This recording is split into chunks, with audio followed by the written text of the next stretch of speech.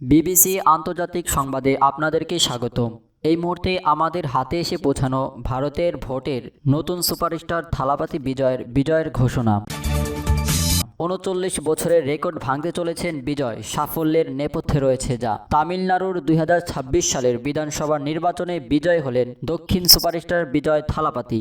এমন এক ইতিহাস গড়বেন যা গত ৪৯ বছরে আর কোনো চলচ্চিত্র তারকা করতে পারেননি। এমজিআর রামচন্দ্র এমজিআর পর তিনি হবেন অভিনেতা থেকে তামিলনাড়ুর মুখ্যমন্ত্রী হওয়ার প্রথম ব্যক্তি।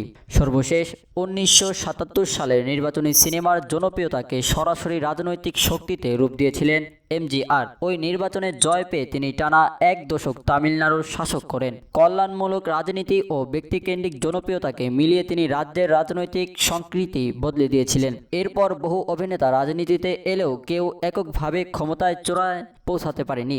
জয় ললিতা মুখ্যমন্ত্রী হলেও তিনি এমজিআরের প্রতিষ্ঠিত এআইএডিএমকের উত্তরসূরি হিসেবে ক্ষমতায় আসেন, নিজস্ব নতুন রাজনৈতিক দল গড়ে নয়। ২০২৬ সালের নির্বাচনের প্রাথমিক গণনা প্রবণতায় দেখা যাচ্ছে মাত্র ২ বছর আগে গঠিত বিজয়ের দল তামিলাগা ভিত্তিক কাজাম টিভিকে ১০০ থেকে ১১৮ আসনের মধ্যে থাকতে পারে।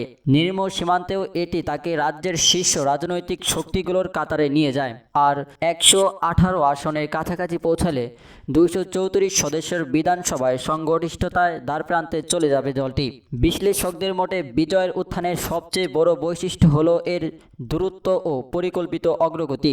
অন্য অভিনেতাদের মতো কেবল সিনেমা কেন্দ্রিক জনপ্রিয়তা তার নির্ভর না, তিনি ধীরে ধীরে রাজনৈতিক সংগঠন গড়ে তুলেছেন। ২০০৯ সালের নিজের ভক্ত সংগঠনকে বিজয় মাক্কাল ইয়াক্কাম নামে সংগঠিত করেন। শুরুতে এটি সামাজিক সেবা ও কল্যাণমূলক কর্মকাণ্ডে যুক্ত থাকলেও পরে স্থানীয় পর্যায়ে সাংগঠনিক ভিত্তি তৈরি করতে শুরু করে।